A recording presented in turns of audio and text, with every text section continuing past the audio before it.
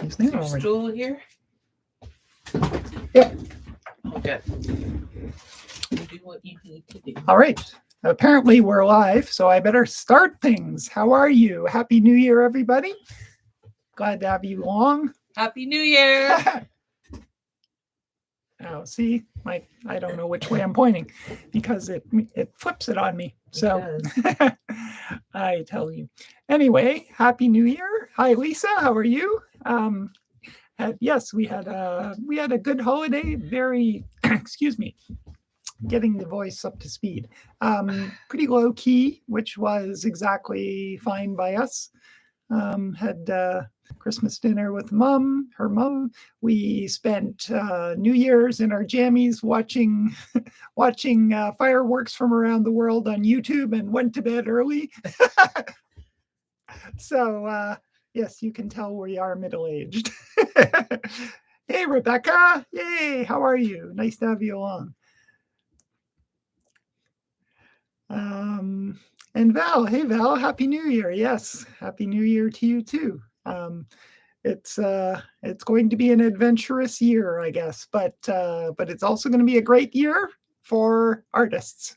I'm just unilaterally declaring that. Okay, so we do have ready. The year of the snake coming up, and very soon. And so tell us about the year of the snake. That's the 29th of January. Oh, right, it's early start this year, of the right? Spring Festival. Yep. Which includes Chinese New Year or Lunar New Year. And the snake, of course, represents transformation. And artists are major transformers, right? That's right. Yeah. And alchemists. Yes. So, if you've got some changes you have been hankering to make, this is the year for it. This is the year. Yep. Yeah. Yep. So every year, Kim and I we started on New Year's Day, but it often goes another day or two. We sort of do some reflecting. We actually did our reflecting on 2024 before the new year, but then we sort of think about, okay, what do we want to achieve?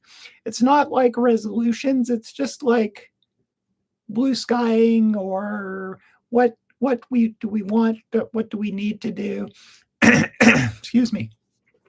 And this year we were looking at the fact that we have a whole bunch of things that have gone by the wayside or got shoved aside because of health issues, because of family, pandemic, health, family. Like we've had a whole bunch of that years. stuff. So yeah, there've been years of things where we've been just putting out fires or doing self-care, like looking after ourselves after that. So Kim came up with, we always we sort of do our sort of initial thinking, and then Kim often can distill it to a really nice little snippet that sort of encapsulates it. So what is it this year, Kim? Put our house in order. Yep, getting our house in order. Literally and figuratively. Yeah, so there are a bunch of ways in which our literal house has slipped, and then there are other ways in which our metaphor slipped. Well, it looks like it's post-hurricane, but a landslide is a slip, right? That's true. Writ large. Yeah.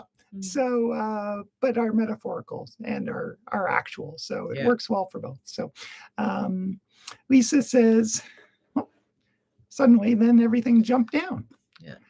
Lisa says her holiday was low key as well. Same age here. Yeah.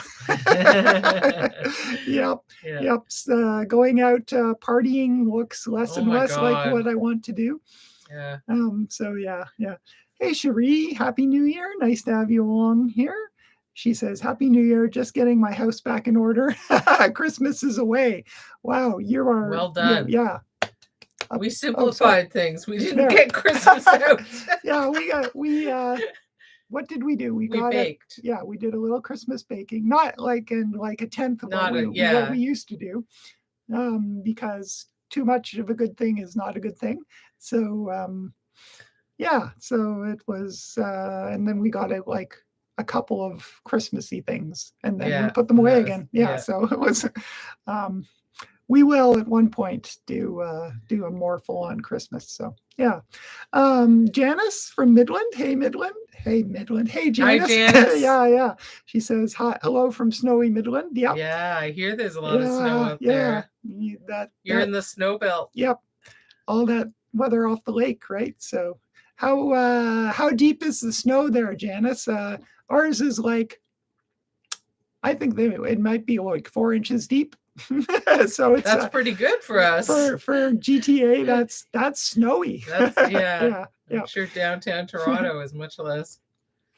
Lisa says our basement flooded. Oh no, in November, as the last 2 months have been reordering the house. Oh yeah, you're getting your house in order big time. Yeah, no, that sucks. That really does suck, because it damages things, and then there's like the mold issues and like and just how it takes over your life. Oh yeah, it's like you had other stuff planned. Well, no, that is all out the window, right? Yeah. So good luck with that. I hope it's sort of coming back together. Yeah, that's no good. And as Lisa says, as a result, major changes in place. Yeah, for sure. That. Hey, Annie. Yay! Hi, Annie. Annie's here. Happy New Year. Yep. And Janice says up to there. I read it, and I was about to read it like I didn't understand it, and then hearing Kim say it, I understood. I'm sort of imagining up to there.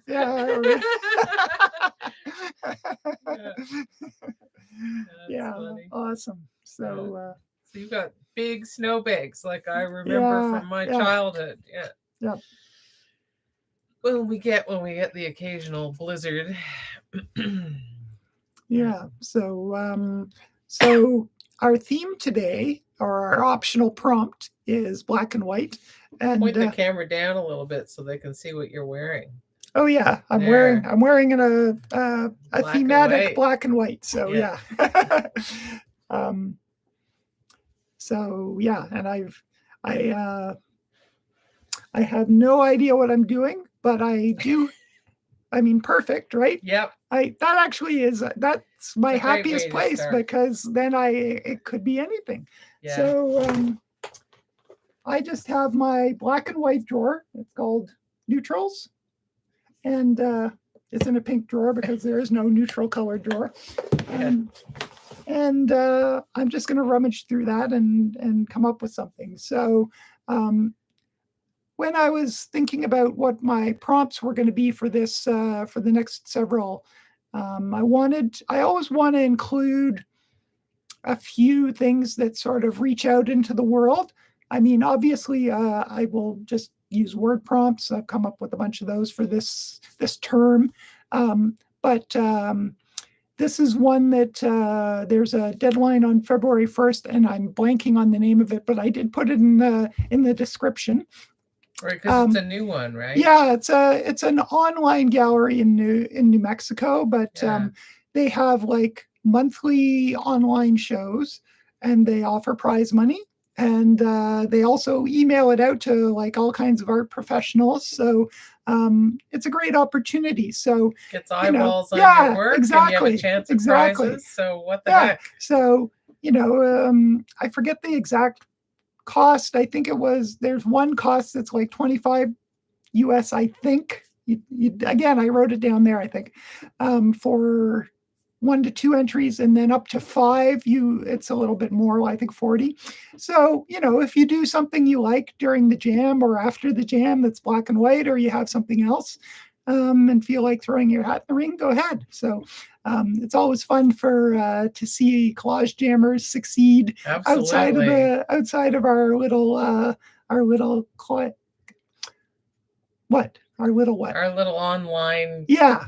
space. I'm missing the word. Our online space. Can't find the word. And please share in group in our Facebook group if you submitted, if you got in, whatever. If you've won a prize. Exactly. I wouldn't put it past you. I know. Yeah, these guys are great. So thank you, Rebecca, Fusion Art, because Rebecca did the emails, the MailChimp emails for me. Rebecca. Thank you.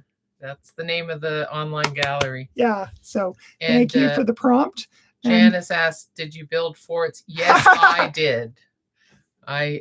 Those are the days, right, when kids were pushed out the door incessantly, no matter how cold it was, no matter how much snow there was. But the reward was coming back, at least when I lived with my aunt, was coming back to hot chocolate and a stack of toast. Hot buttered toast. Yeah. Yeah.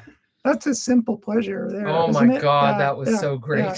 I mean, one of my favorite sayings is that hunger is the best cook. Yeah. And if you you get hungry when you're out in the cold, right? Oh my God, and it's physical.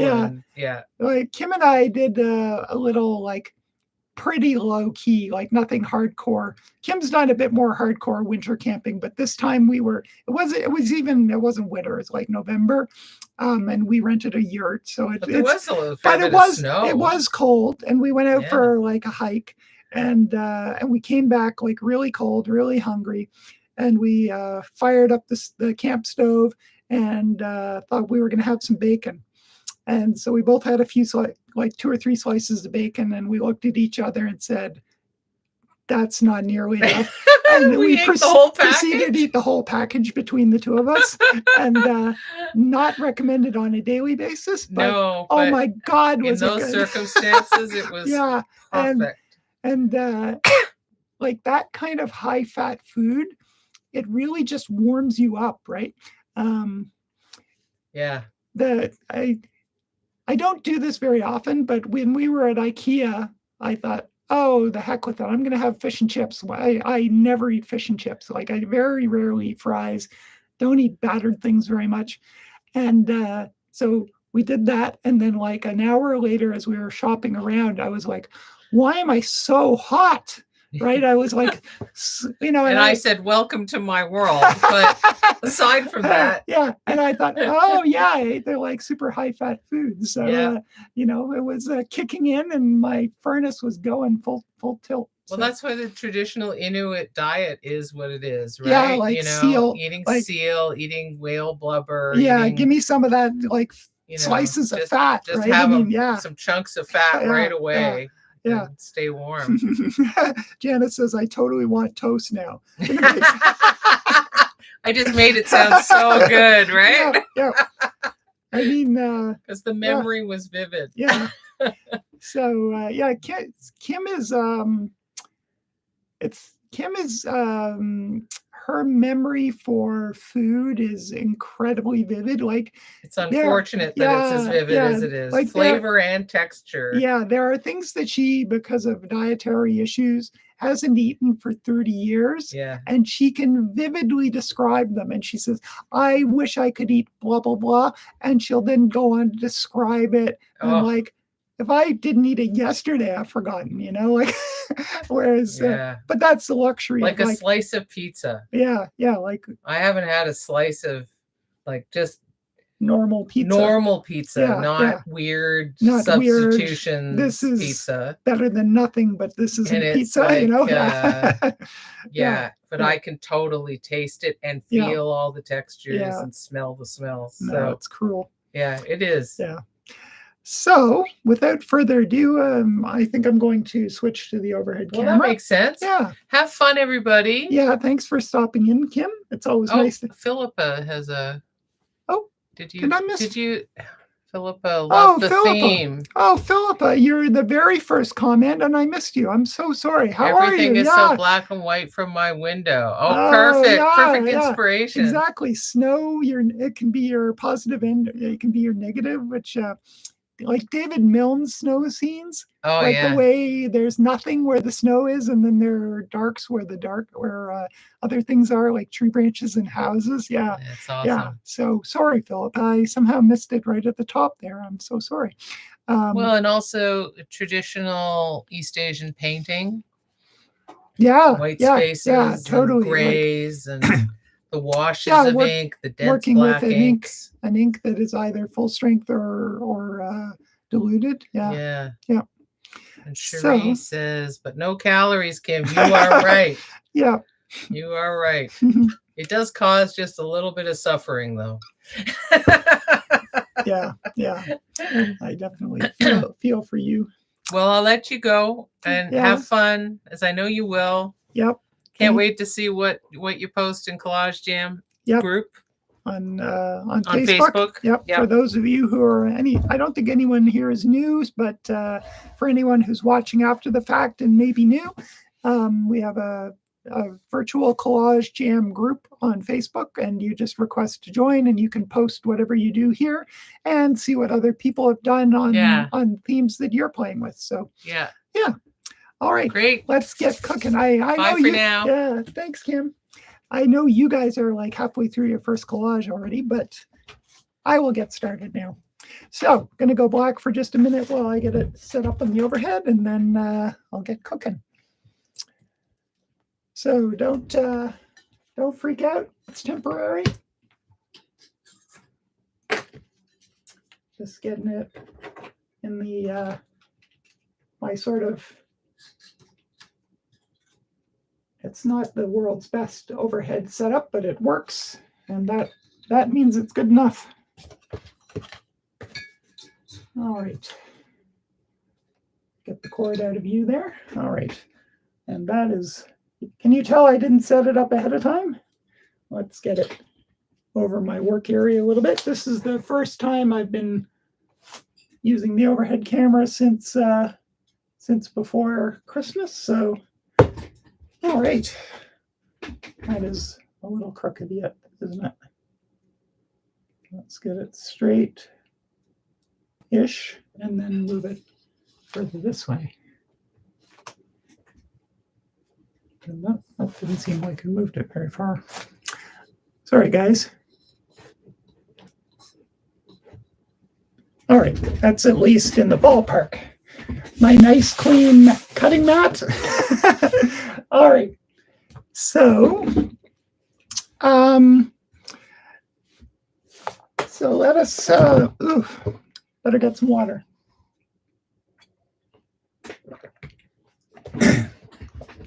So if you're working away, that's totally fine. But if you take a little break, let us know what if you are working with the prompt, or if you're working on something else. The prompt's always optional, as you know. And if you are working with the prompt, what thoughts do you have? What kind of things are you doing?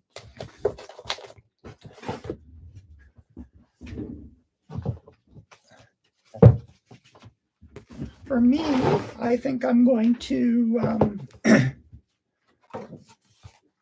think what I'll probably try, I have a yen to do some sort of simpler ones. Famous last words. As soon as I get going, it'll get complicated, but I can dream of simplicity, can't I? So I think what I'm going to try is like maybe like half sheet ones, and try and keep them simpler. For some reason let's try. I'm just trying to get a little more light on the subject here. I'm not sure why it's quite as dark as it is, so. I did start out with the window open, but maybe I'll do that.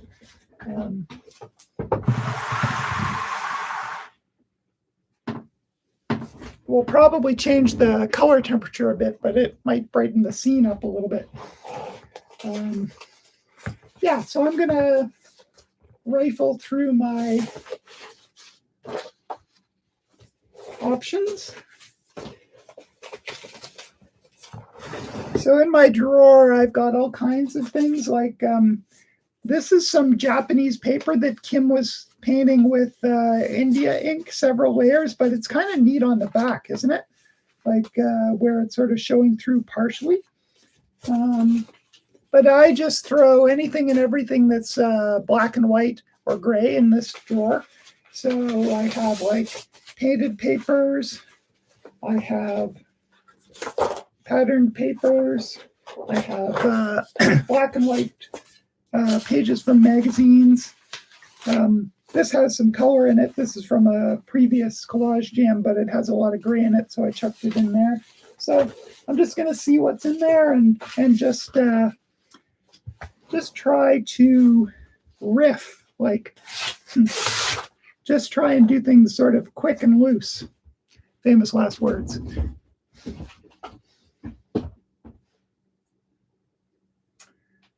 I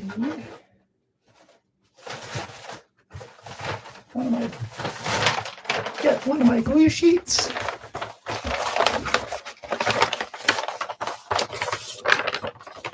Oh, this one wants to roll up. Wow. All right. And if I put it underneath this, that should do the job. There we go. So I'm not seeing any new comments. I hope you're still hearing me.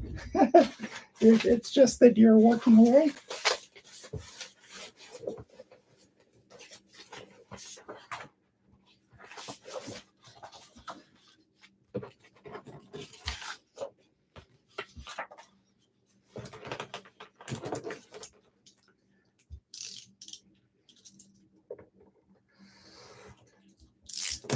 So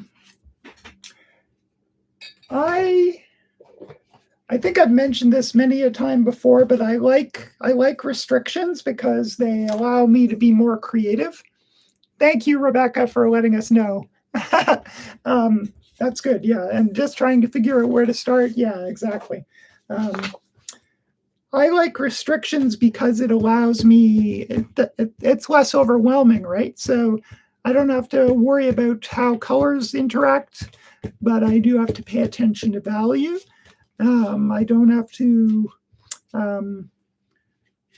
I just, when you just have any kind of limitation, whether it's how much time, how many different kinds of material you use, or in this case, a chromatic or lack of achromatic palette,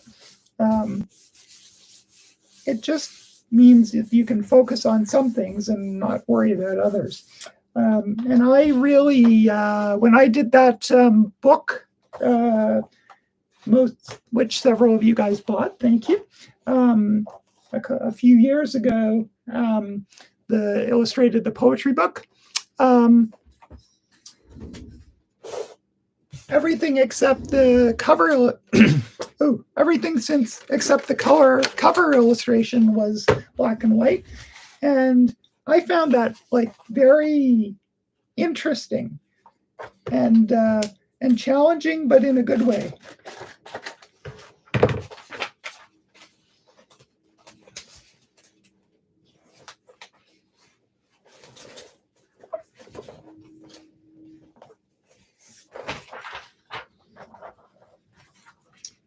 Another thing that I'm interested, I think I'm going to try to harness is, there are pieces in my drawer that have like some kind of a strange cutout that they were cut out before. This one's half torn, half cut. And that was some kind of very specific cut for something, but I don't know what it was. And I'm just going to use some of those interesting shapes. And this one, I feel like I want a black piece along the bottom. So, how much of a black piece though? All right, let's cut it a little bit more at the top. Kind of like that much. Okay, so that's about an inch there.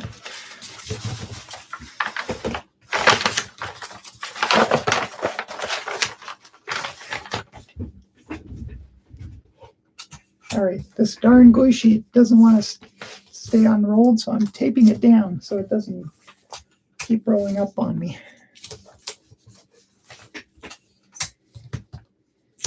All right, that should work.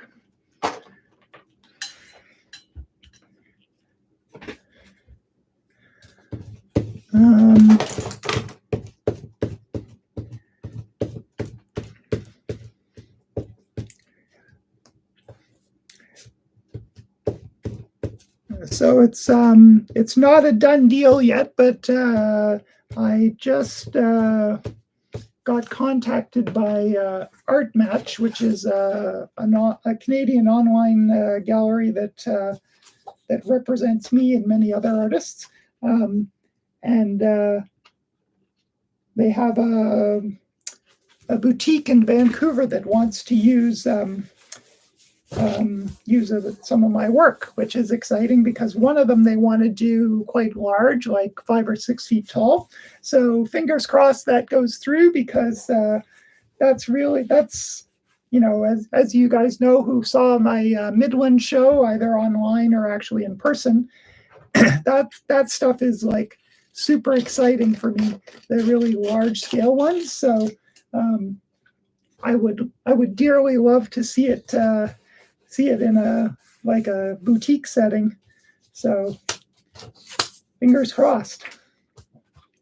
I'll let you know if and as it evolves. Hopefully it evolves in a good way.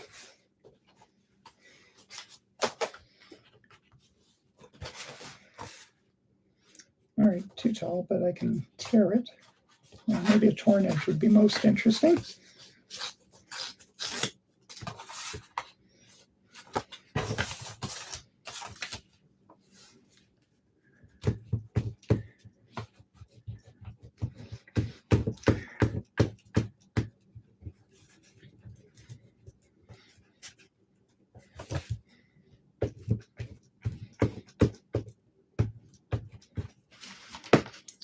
All right.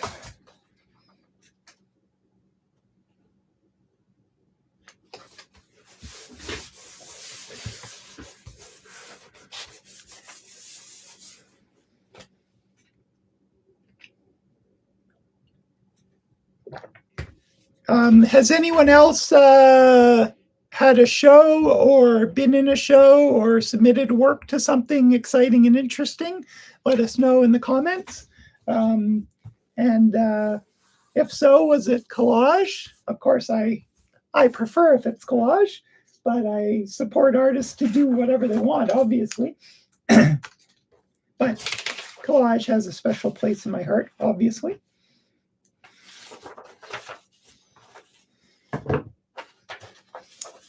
And I saw a couple of comments coming in, so that's great. I'll check in and read them in just a couple minutes.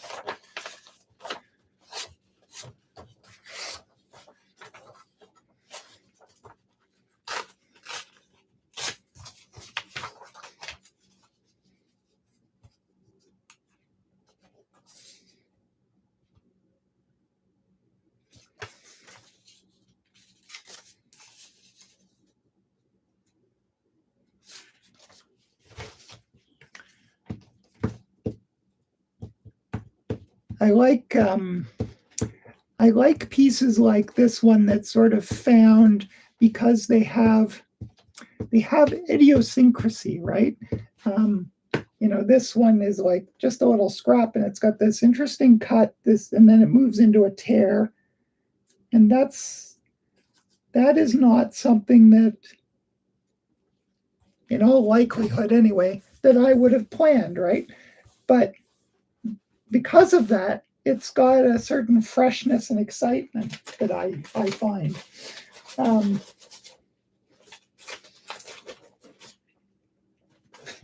I do find it a bit galling, but I'm making my peace with it. The fact that so often things that I spend so much time, crafting, making just so, end up not looking as interesting as the things that I just dash off or find things, right?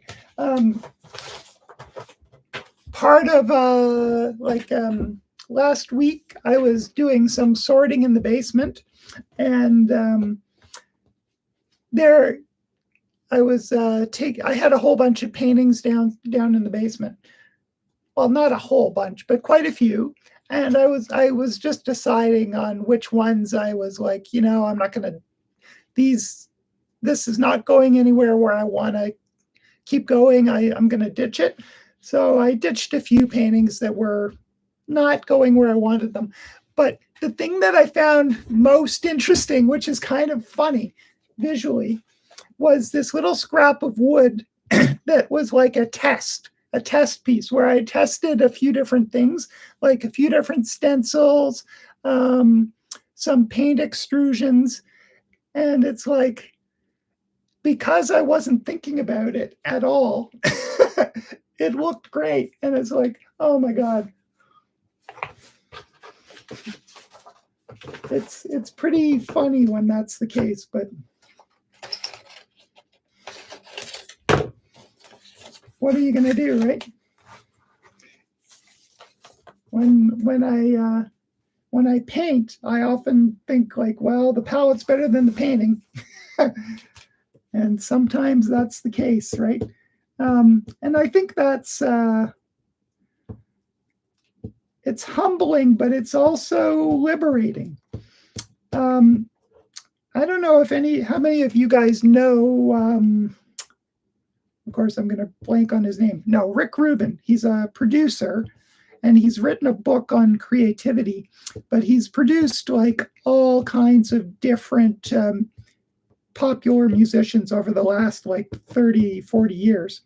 And unlike many other producers, like there are a lot of music producers that an artist goes to because they want that particular producer's sound, whereas that's not the case with Rick Rubin, because he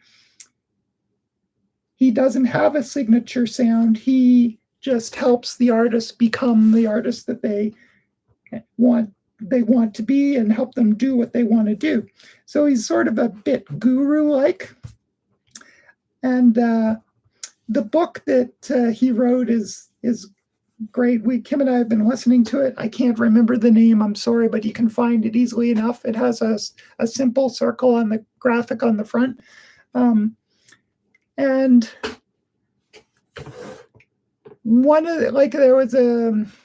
I saw a little YouTube short or a social media short from him talking about the fact that just because something happened by accident, if it sounds good, that's valid, right? It can be by accident, it can be intentional, it can take forever to do, it can take a few seconds to do, and that is like the musical equivalent of what I believe for visual art. Lots of people, and I'm sure you guys run into this too, where people ask you, how long did that take you to make, right? And they want to hear that it took you ages and ages and ages and ages, right? Because that's sort of what how they value art in some way, right? And it's like, if you tell them, well, it took me an hour, they kind of feel deflated. So the wisecrack, but also with truth to it, answer is, if it took you an hour, it took you an hour and 30 years experience, right? Because you have honed your skills to the point where when something happens that's good, you recognize it and run with it, right? You don't second guess it. It's like, oh, that just fell there, but that's perfect, right? I'm going with that. When I was younger, I never trusted my instincts, right? So I think that's one of the things about becoming a mature artist, whatever age that happens to you at. There are mature artists in their teens, right? And there are mature artists in their hundreds. But it's just learning to not second guess your instincts as much. I mean, second guessing them once in a while is definitely a good idea, right? Because you need to be critical, but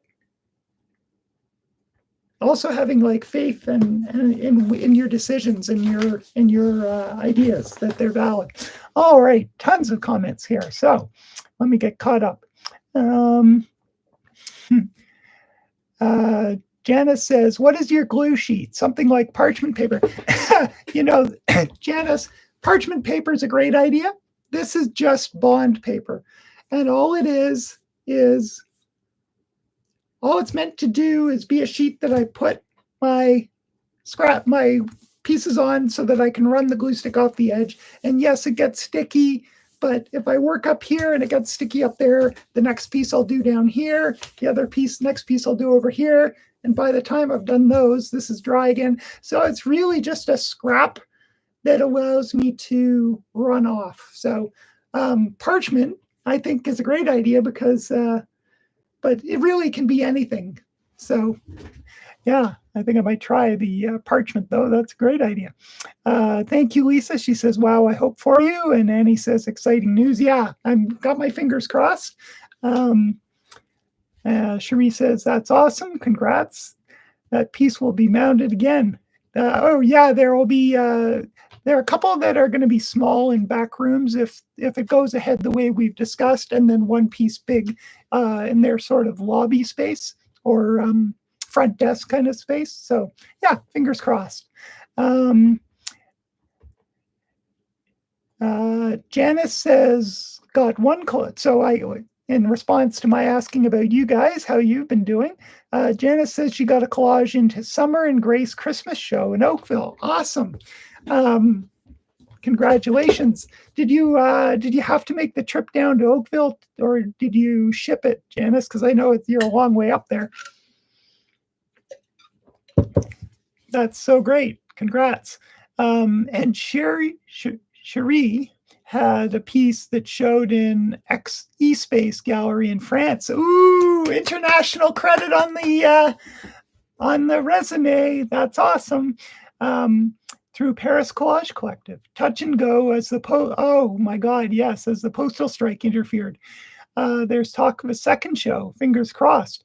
So did you get into the first show, or is it a case that they might have a second show for stuff that got delayed? So back to process, Rebecca says she keeps discards as grounds for new work. Yeah, because they were shooting that little video for Union Hotel, I tidied up my studio big time. And now I have over there, where you can't see, I've got tiers like of collage lasagnas ready to go for decollage, work in progress, and grounds. And they're either collages where I just got a couple of pieces stuck down or a painting started or whatever. But it's great because, yeah, you can just use them as a quick start for something. So, yeah. Janice says, I love Rick's book in the Creative Act. That's what it's called, The Creative Act. Thank you, Janice. I couldn't remember the title. Cherie says, that book is amazing, The Creative Act. I got myself a hard copy for Christmas. Can read and reread multiple times. Yeah, it's just so full of wisdom.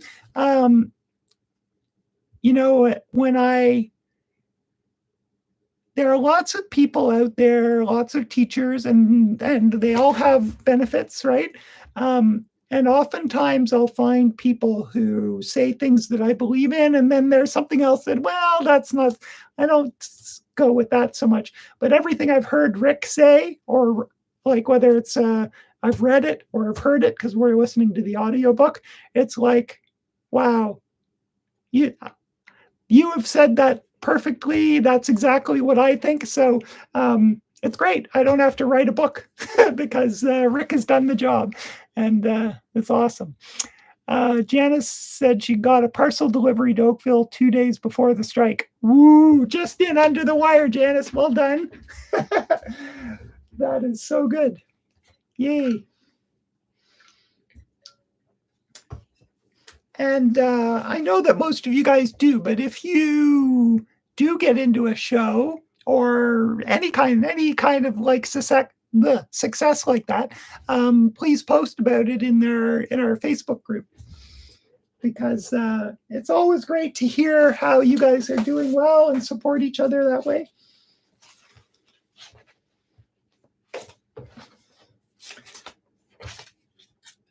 So this piece is like a stencil I cut for my course that I did in the fall, Design 101 with gel plates. And so one of the prompts was actually a black and white piece, but using paint and gel plates, but with geometric shapes. So that's from that. And it's got this nice texture. So yeah, I think that's going to find its way into this one. And you know, a nice sort of torn white edge, I think, would look great against this geometric stuff.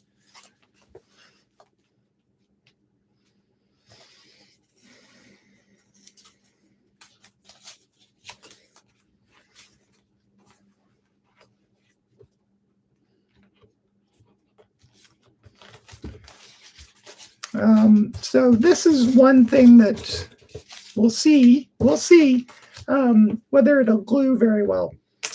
The glue stick's great for so many things, but it's not perfect on acrylic paint. That's a time when maybe medium is a better choice. But I'm just going to give it a whirl and see. If it peels off, it peels off.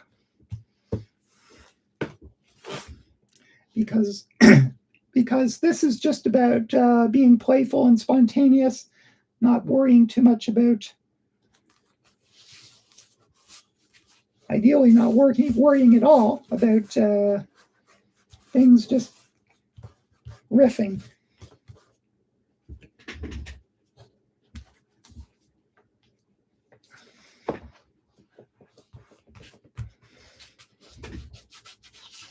Yeah, it does look like it doesn't want to stick down in the way that normal unpainted paper does, but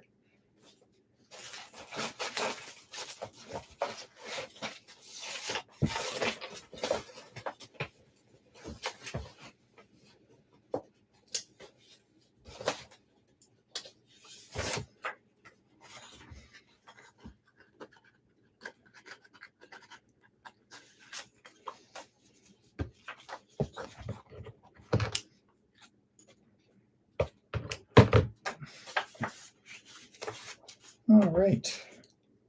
This looks fun. I don't know whether that's what I want right there, though, but maybe we'll come back to it.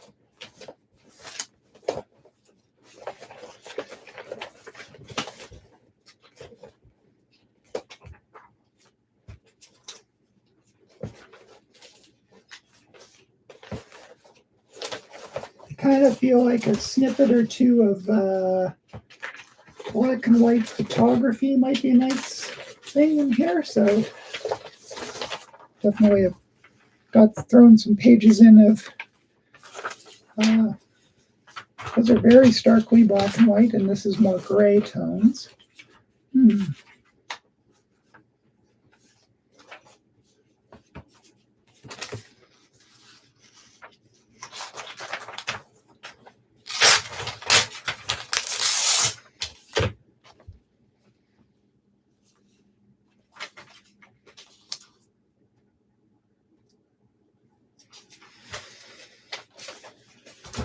All right, scissors, they're hiding under the collage bomb.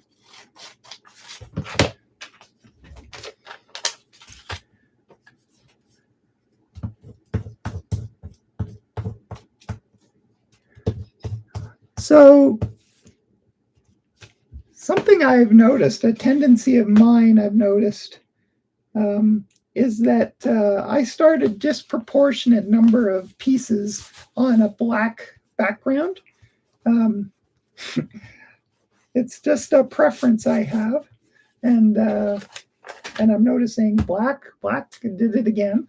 Do you guys have sort of idiosyncratic things you go to start a collage with more often than not?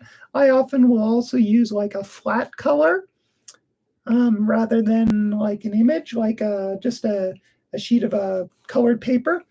And here I've got both of those things, right? It's black and it's flat black, right? So so I'm curious, do you have predilections like that too? And what are they?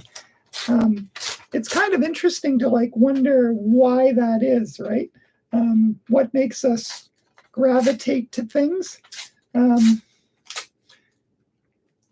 I think that there's something interesting about like most art well, let's say a lot of art starts with either a white canvas, a white piece of paper. So I think that maybe for me, there's something interesting about going the opposite and then working from there. So do you guys have like a color, or do you like to I know a lot of painters often use like to sort of have a bit of that group of seven kind of feeling. Will go with like an orangey kind of color, and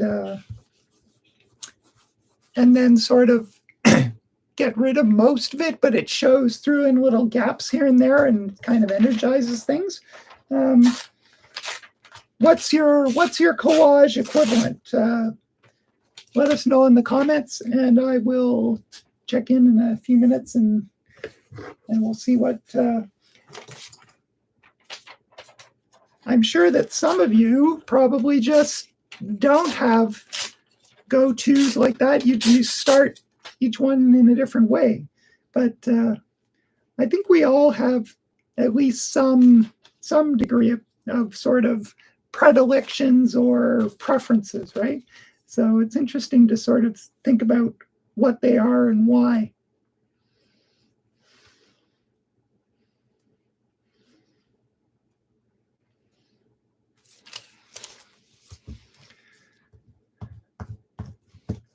So with this one, a little game that I got going, it just happened this way. I had this torn edge, and then when I was positioning this piece, it also had a torn edge, and I was going to put it on the other side, but I thought, you know what, I think it'd be interesting to have it on the same side, and then this piece has a torn edge. So there are a few other torn edges, but most are in this area, and that I just found that, like, for some reason, I found that interesting. And I'm going to try, I'm playing with the idea that that's kind of got a particular sweep to it. And then this hair and the circle is kind of like a sweep the other way. So this is ragged and this one's smooth. Not that the hair doesn't have a ragged edge too, but mostly it's like a smooth kind of feel to it. Yeah. This is really not sticking on the as well on the paint. Oh well.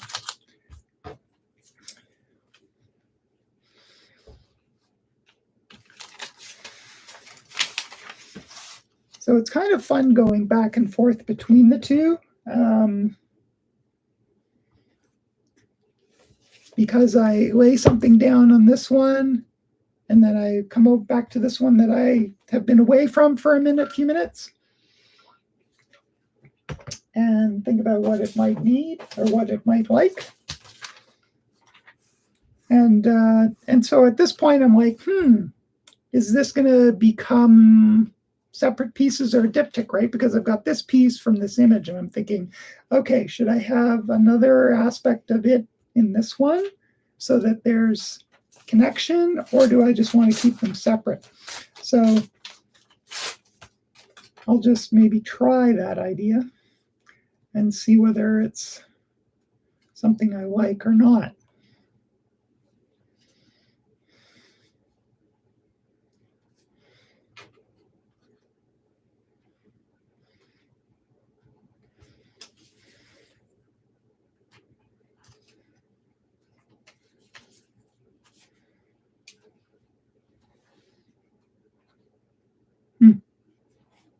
It's kind of fun, I think.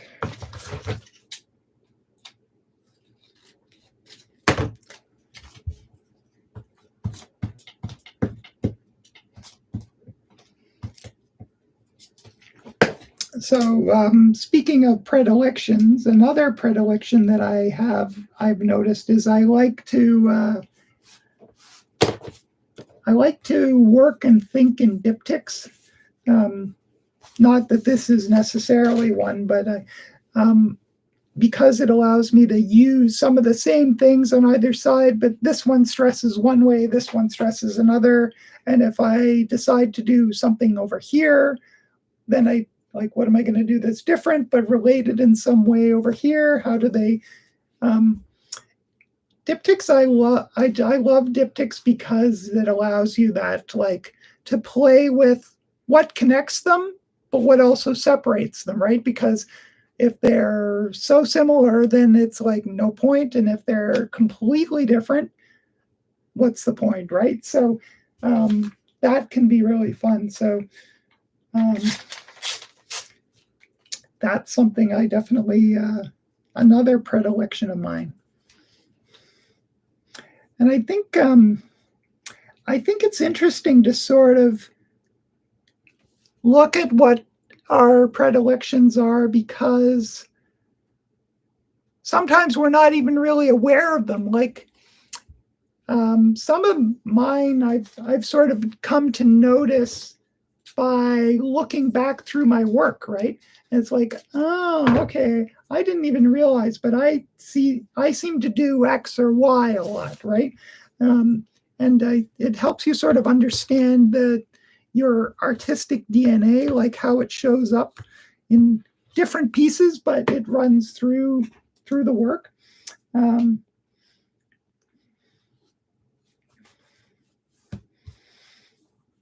I remember giving a talk. Of course, I don't remember where it was, so don't ask. But I was showing a whole bunch of different kinds of collage, right? It was like an overview of collage to get people excited about collage. You know, that's my mission.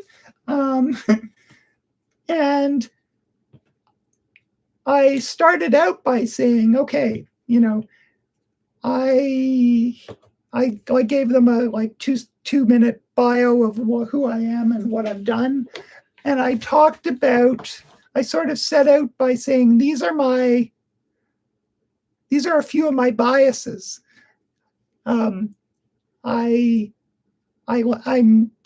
There's lots of art that's valid and interesting and important that doesn't look beautiful, but I am really drawn towards things that are beautiful. So that means that I will show some work that I sort of shy away from some work that is just patently ugly in my eye. I try to overcome that, but that's a part of it. I also, because I have a design background, I really like stuff that has a design bent to it. I don't like stuff that looks poorly designed. So, and someone came up to me afterwards and said, I don't think I've ever heard anyone sort of talk about their own biases before but we all have them, right? We have blind spots, we have strengths, we have predilections, we have biases. So, you know, and that's great. I mean, if we were all the same, it'd be boring, right? So anyway, I've been yakking. So let's see what you guys have been saying. So let's see. So Lisa, hey Lisa Kemp, nice to have you along. Happy New Year. Great to have you along. She says she's taking Tobacco Art Group's collage course this winter, and one of the homework pieces is a black and white face. Oh, perfect. So that's what you're working on. You're very welcome, Lisa. I'm always happy to help, even when I don't know that I'm helping.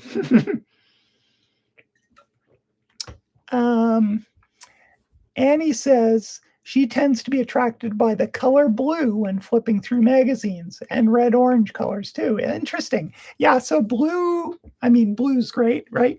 Blue is also a great color to start with because it's a cool color, so it drops back, especially if you're then bringing hot colors forward in front of it. So it's a great place to start. And blue is one of our universal experiences, right? I mean, we have all kinds of color in our world, but arguably, like, the blue sky is the biggest thing of one color that we ever see, right? It's like, it's huge, right? So it makes sense that I think actually blue is the most universal, like it's by far everyone's, I can't get this sentence off. It's like around the world, it is globally the number one favorite color. Um, more people like more people's favorite color is blue than any other color. That's what I'm trying to say. Sometimes it takes like 10 attempts. Rebecca says, like all my work, I tend to start from meaning and go from there. Yeah, that makes sense. Knowing you and your work, Rebecca. If I'm just collaging without a predetermined idea, I would probably start with some sort of contrast or juxtaposition, i.e. two colors. Yeah, perfect. And that's another thing. Like there's another bias, or maybe it's a weakness for me. I think I sort of find meaning afterwards. It's not my first go-to, but does that mean it's wrong? No, it does. I actually kind of feel like it's a bit of a blind spot. So yeah, so being aware of our biases means that we can try to, or our strengths and weaknesses, or whatever you want to call them, means we can say, okay, well, I normally do this way, so I'm going to change it up and try starting this way instead. Like for me, it'd be like working with meaning from the get-go. So yeah. Patty Perkins, hello, hi, happy New Year. How are you? Yeah, better late than never. Absolutely. Let us know in the comments, Patty, if you're planning on doing a black and white one with us or not. It's always optional.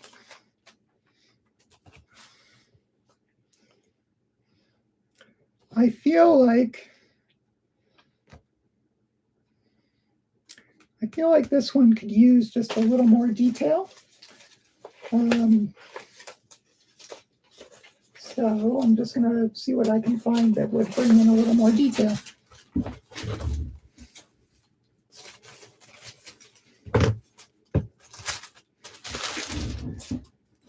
It's got a lot of like medium-sized shapes.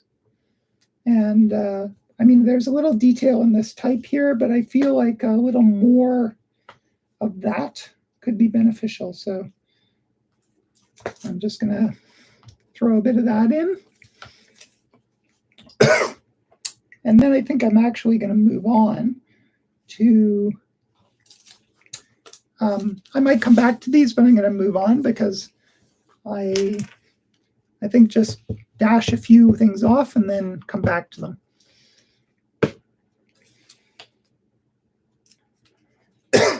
Excuse me.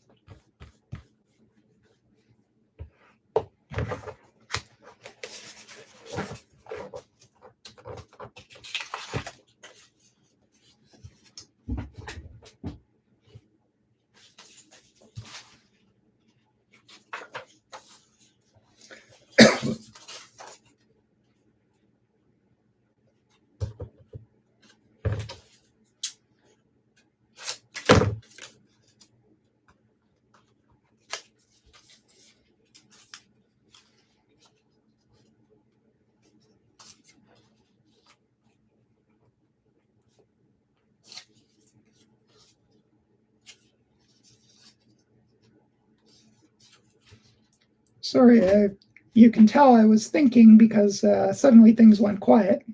Sorry about that. Yeah, just trying to figure out that piece and where it might be beneficial. My first instinct was here, but then I thought I actually like having this larger area of quiet, so I'm going to put it in an area where it's over top of similar values, so it's just it's interrupting the sweep of this hair, bringing in a geometric element, but also being more or less the values that were already there. I think that's beneficial. And then I think I'm going to put another little snippet of this stuff in somewhere.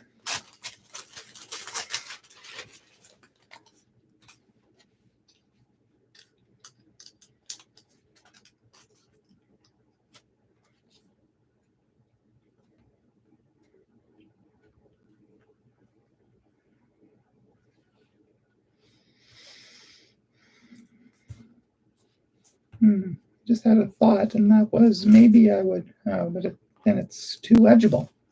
All right, how about, say, no, I'm going to go the other way. It's going to go like that, so it's going to go here. All right.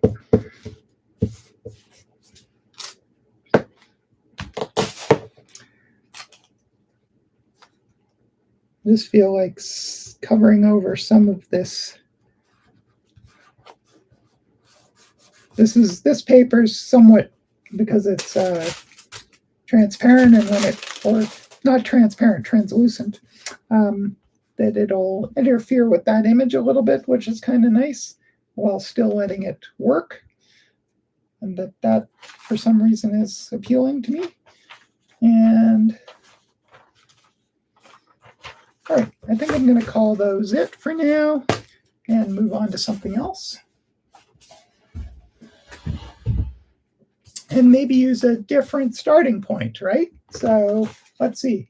In this case, it's not going to be a graphic black beginning, just for a change. So, all right. Here's the opposite of what I would normally do. And that is, I'm starting with an image. And yes, there's some black, but there's lots of white. It's an image, not just a graphic thing. So let's start there and see what happens.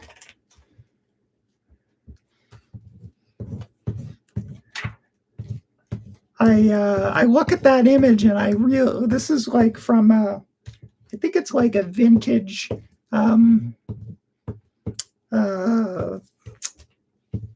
thing about animals and tracking and so on from Algonquin Park.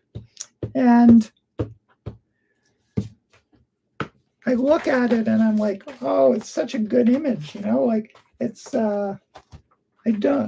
I suspect it's been hand drawn with a pen, either that or it's like a really good, like an interesting, I think it is a pen and ink drawing. And so that's pretty admirable, right? And so there's part of me that's like, no, don't use that. That's good, and that's exactly when I know I should use it. Like, spend the inheritance, use the fine china, right? Go for it.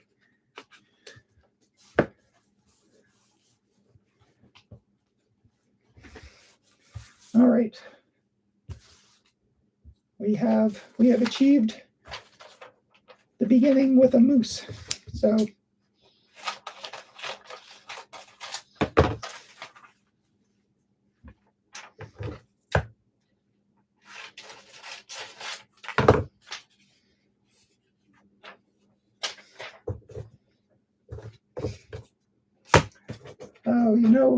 it'd be great to have like some really skinny model with like very skinny legs and put some of those skinny legs in there too. This is just a leg snippet. I'm not sure it's going to work, but nothing ventured, nothing gained. Let's see. And normally I would close crop it very carefully, so going against grain, I'll just cut it very loosely. And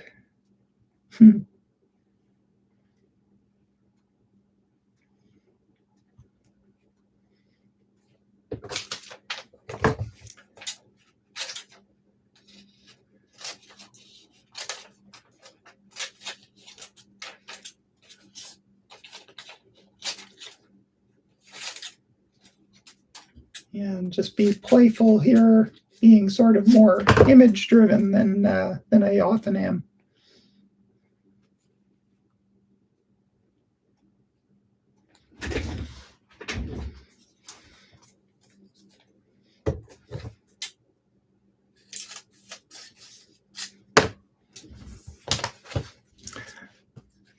All right.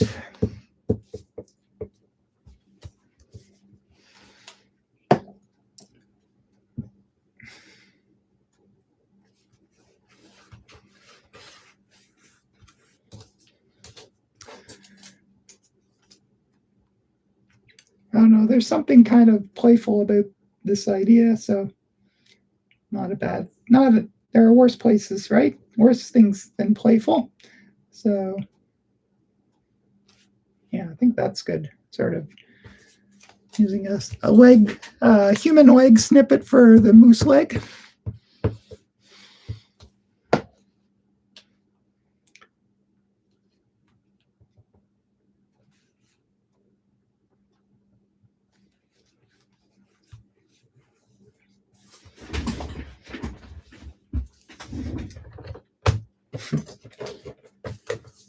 And, all right, I'm not sure I'll be able to find the other piece. This this woman was wearing one of the, like almost kind of like a bondage thing, and like a hood with spikes on it. I tore it. I wonder if I can find the other piece, because there's something interesting about that and the antlers, isn't there? So maybe that's, I mean, I'll use this, but I'd like to find that other piece too, if I can. Or maybe it, oh, well, here, her hair. Ooh, there's some other sort of spiky things. So perfect. Awesome. All right, so should be at least some things to play with antler-wise.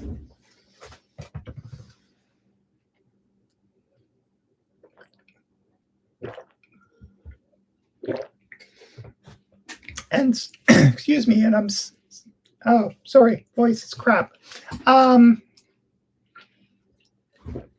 So this is really interesting, because so often when I start with like a flat color, I'm kind of like building a background, and then I'm thinking, okay, now what's going to be in front of the background, right?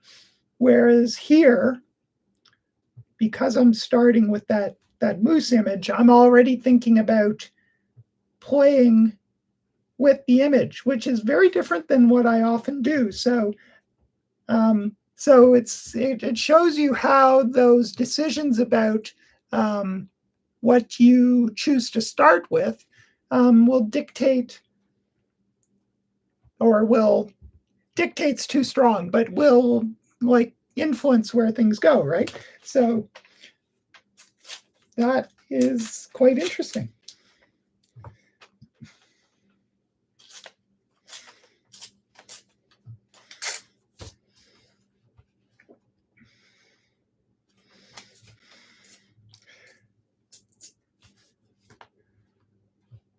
So don't ask me, because I don't know what I'm doing, but I'm having fun. I'm making this kind of like semi-conglomerate, and I'm looking for, just in case you're wondering, I'm looking for, without being like too slavish to it, I'm looking for sort of connections. Like you'll see how this edge sort of lines up, so that the mind sort of, oh, that connects, right? And I also did the sort of same thing down here, and I'm trying to do the same thing here, with making alignments that make things sort of seem at first glance like they're supposed to be like that, until you realize, oh, wait a minute, no, right? But I think that can be a lot of fun, especially if you're trying to do juxtapositions, because what can be great about a juxtaposition is if you notice it, but you maybe don't notice it right at first, because there are things that make it somewhat harmonious until you see it, you notice suddenly the difference. So that's kind of what I'm playing with here, I think, or what I'm trying to play with.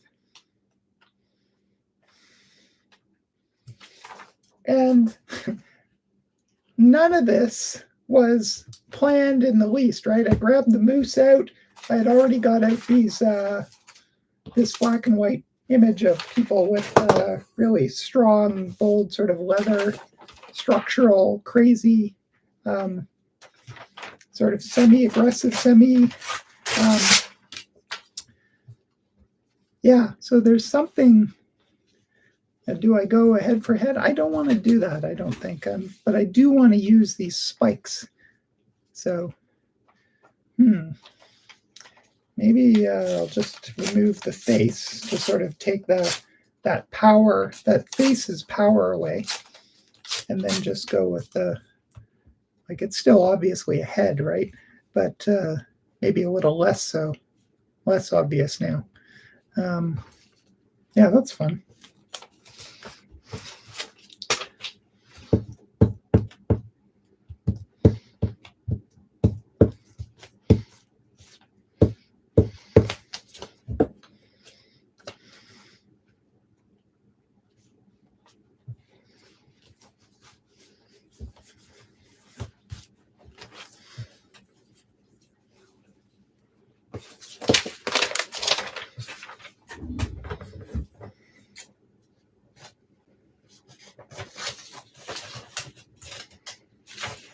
All right, so here's an interesting thought. So we've got this hand with like insane nail extensions, right? Looking like making Edward Scissorhands look demure. And of course, it makes sense up here in Antler land, but I wonder if I should actually invert it and put it down in footland and hoofland to sort of be a bit more surprising. So I think that, yeah, that's kind of fun, isn't it? Yeah, I think I like that. And so here's something that just occurred to me, right? And I'm sure this happens to you guys too, right? So I'm working in black and white, obviously. That's the prompt. And that's the sort of MO right now. But I was thinking, okay, what's like the next step? Like I've played with these feet and played with the antlers, and I was thinking, oh, like something going across the middle might be interesting. And my first thought was like a band of color or some kind of color interruption between top and bottom or bottom and top. And so there's an idea that was like, yeah, that's an idea, but it's not in this but there might be something else, right? So that does that. So have to sort of like, nope, not a color idea. Yes, ideas, but not color ideas.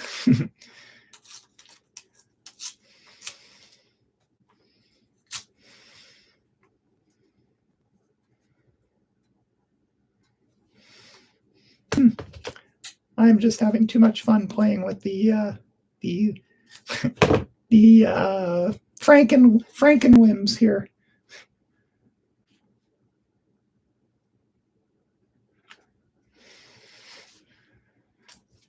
The only thing with that is these two are very similar because they're both from the same model, I think, with the sort of long leather gloves. So maybe like right side by side isn't what I'm looking for. So maybe that won't happen. Maybe I should leave a little bit more actual moose.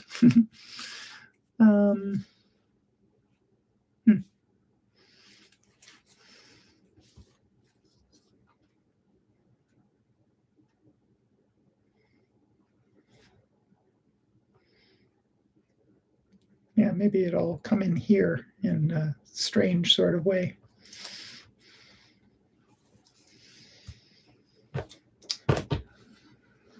So now that you guys have been at it for a while, what are you cooking up in black and white? And I'm curious, are you working with like full grayscale range, or are you working with like more starkly black and white? Let us know, and I'll check in with comments in just a minute.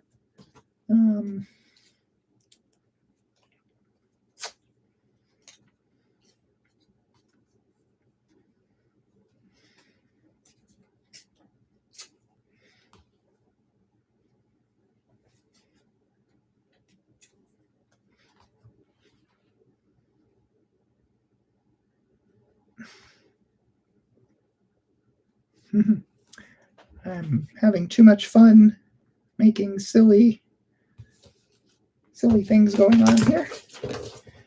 All right. All right, let's see what you guys are up to here.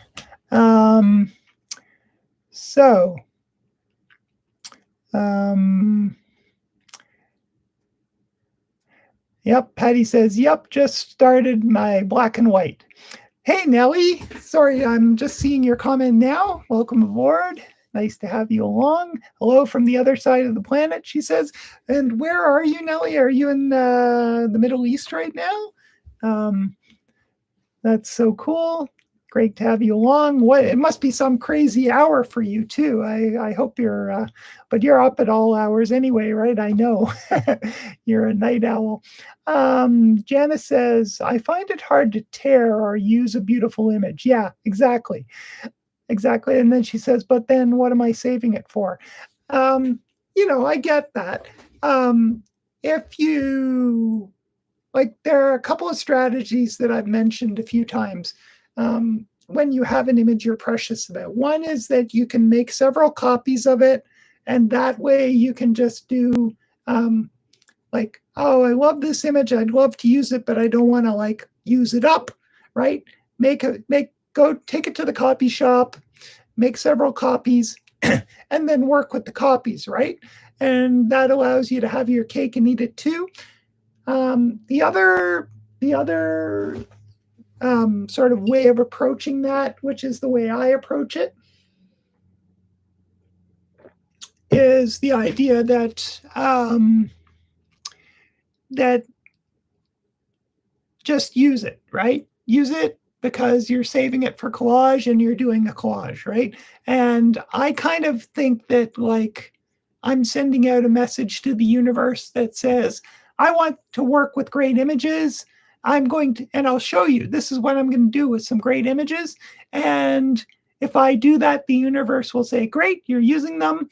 I'll send you more, right? So it's kind of working from a place of abundance, like a mindset of abundance rather than a mindset of scarcity, which I think, I grew up with sort of a mindset of scarcity. So I would hoard things, but I'm trying to work the other way around. So it really depends who we are, and there's no right answer. But there are a couple of different ways of going, very different ways of going about the same kind of thing we're talking about. So Janice, oh yeah, that's the one, the comment we just said. Sorry. Philippa says, I love the way you work. Thank you, Philippa. I do too upon occasion, and lots of times not so much, but I think it's at least part of the case that the grass is always greener on the other side. I love the way you work, Philippa. So there you go. So Lisa says, I'm working with grayscale and black and white. Right. So you've got sort of both ends of the spectrum and everything in between. That's cool. Patty's working with grayscale. Yep. Lisa says she tends to use a lot of plants and buildings in her work. It ranges from portraits to abstracts to surrealism. Mostly I tell stories with the images, and that tends to dictate the ollies. I'm confused by that. I wonder if that was an autocorrect thing, or it's maybe just a reference. I don't know. Mostly I tell stories with the images, and that tends to dictate the ollies. Colors, right. Okay. Right. Yeah, of course. Janice says, yes, love that concept for abundance. Yeah, it works for me, right? And it should, whatever you choose, it should work for you. So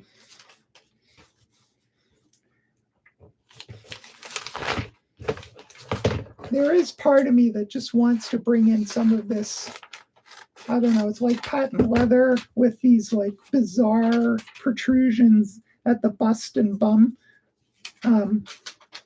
into this moose. It's kind of like a bondage moose now, becoming so. But the whole thing is probably too much, so maybe I'll just see if I can find a little part of it.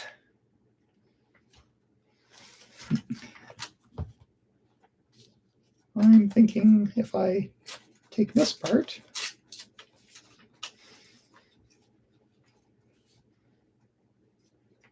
might be kind of fun.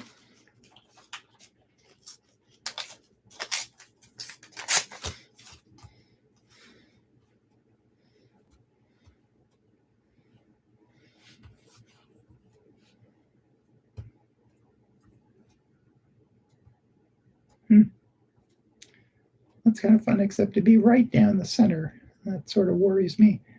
But maybe if I go to this leg instead, yeah, I think that might be the way to go.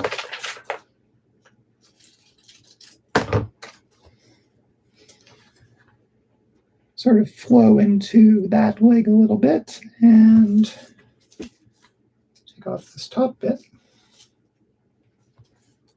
So it's really kind of losing its origin, but that's fine. It's adding this this interesting additional shape, kind of giving the moose another shoulder, but staying within the silhouette. That's the word I'm looking for. Again, walking and chewing gum apparently is a struggle for Cat. There we go.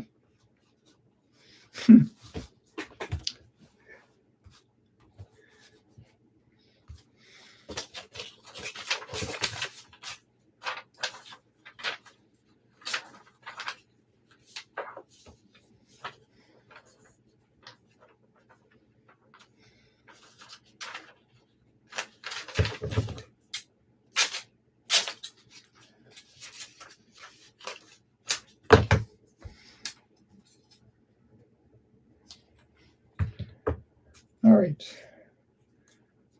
I'm getting silly here, but you know, what's life for, right? Sort of a moose monocle, I was thinking, which might be too much. Sometimes you're on a roll and then you sort of roll off course a little bit. So it might be, yeah, I kind of feel like that might be getting. It's like, why is that getting any crazier than what I've been doing? But I don't know. It just doesn't seem quite right. But what I might do is leave it on there to think about. And all right, so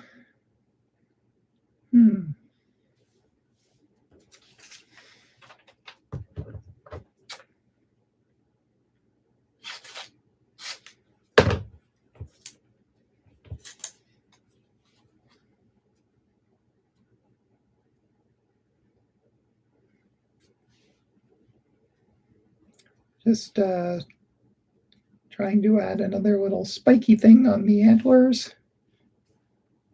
Kind of feel like over here where it's already darker. And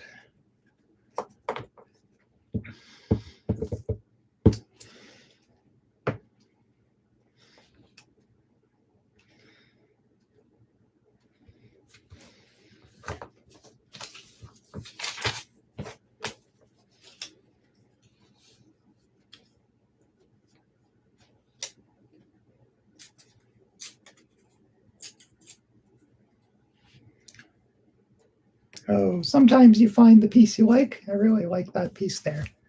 So it just seems to flow into the hoof really nicely.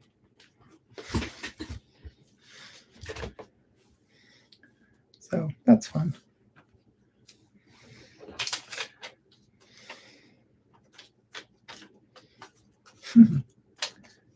All right.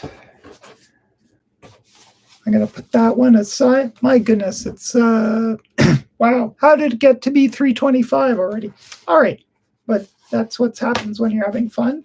I am going to go about 10 minutes longer because I'm having fun. I want to get one more started, but complete completely understand if you need to head out and do something else. So thank you for joining us if that's the case.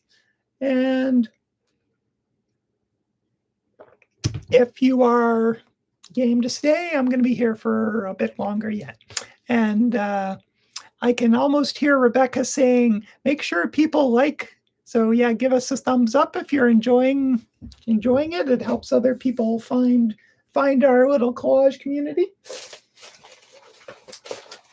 All right, so I started with black. I started with an image in a white background. So what else is something that I wouldn't normally start with?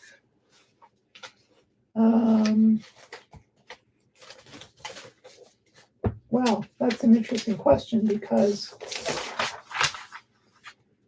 all right, here's something I often don't start with. This is just like a print of like a painted frame I did for a collage. So it's got just a little bit of paint action. It's a copy of it, not the actual paint. I don't normally work with something really bold, a bold frame like that. So that seems like a good place to start.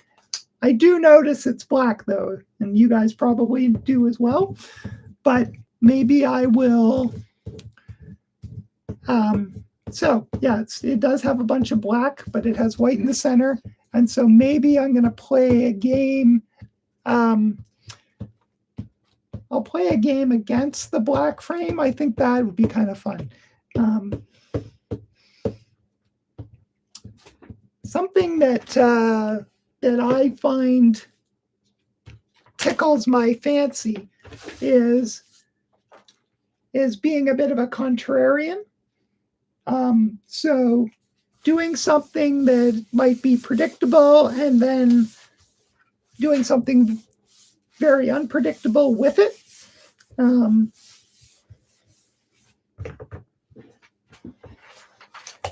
not sure whether that's sort of setting myself up for failure, or whatever I do, you guys will say, well, that was predictable.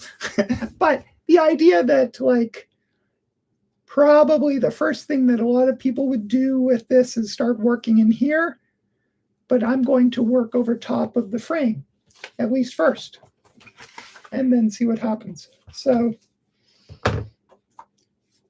I don't know if that's a good strategy or not. Time will tell.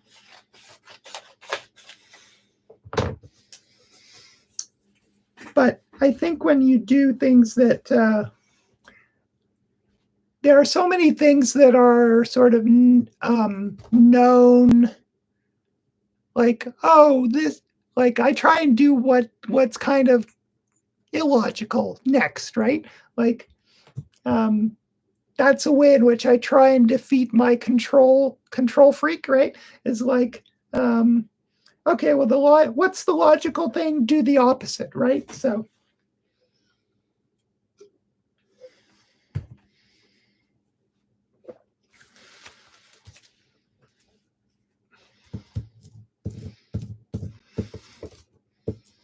And that, none of this is to say that, like, working with a nice frame, like, that's a nice thing to do, right? I mean, work within a frame, set up this nice sort of blackish, mostly black mat with a little texture, and then do something interesting within it, right?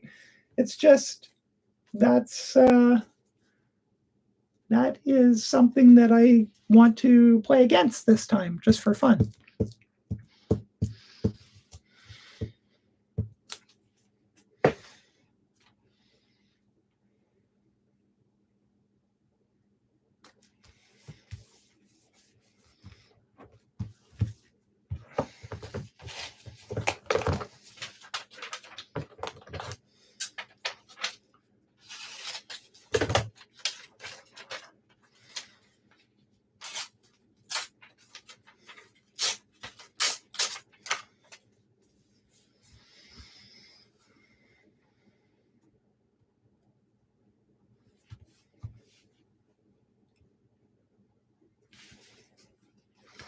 All right. Sometimes words are too strong. I don't want those words in there just yet. So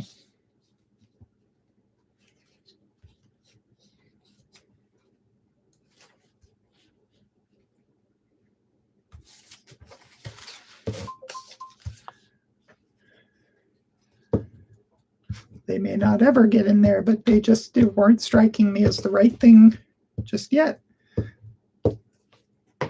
So.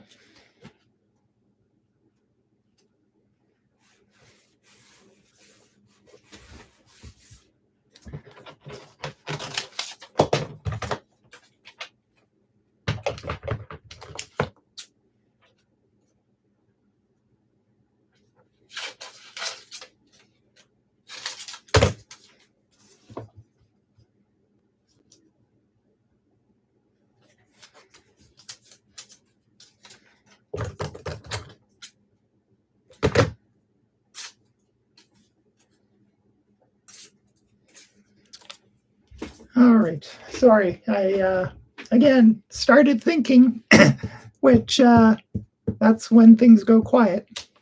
You can smell the smoke. Cat is thinking about something.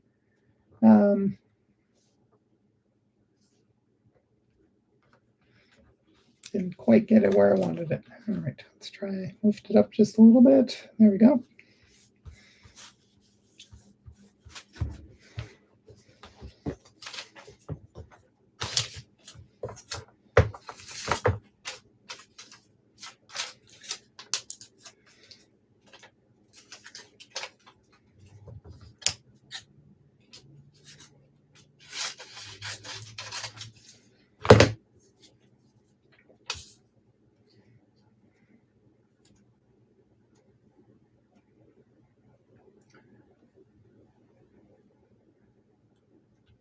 So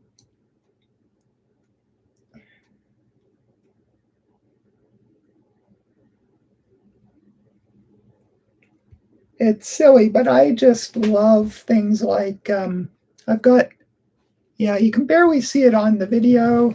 I'm sorry. Wonder if yeah, maybe I can get a bit more light on it so you can see. But this is a dark gray and this is black, and it's got like an arc. And then having this hand, this little bit of a hand, is a continuation of that. So you can't really see it on the camera, but like finding these interesting lineups, that's something I just love to play with. And so I'm just gonna keep with that idea.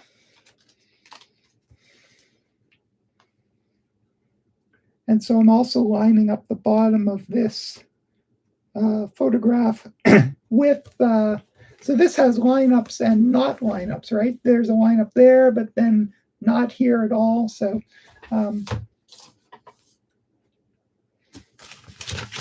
just kind of fun to have that play.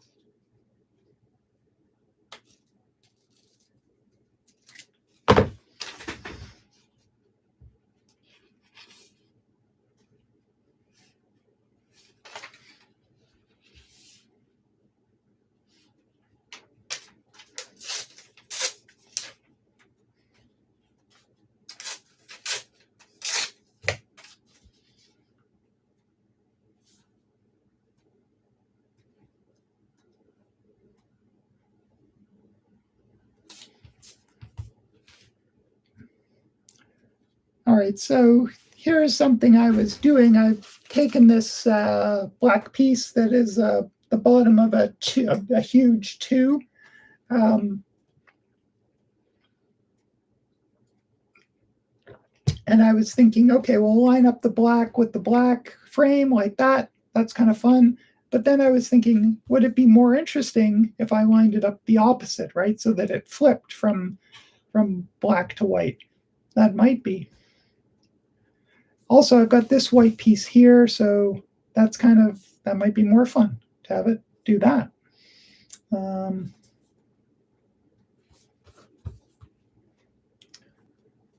But I think I'm going to go with this way. Okay.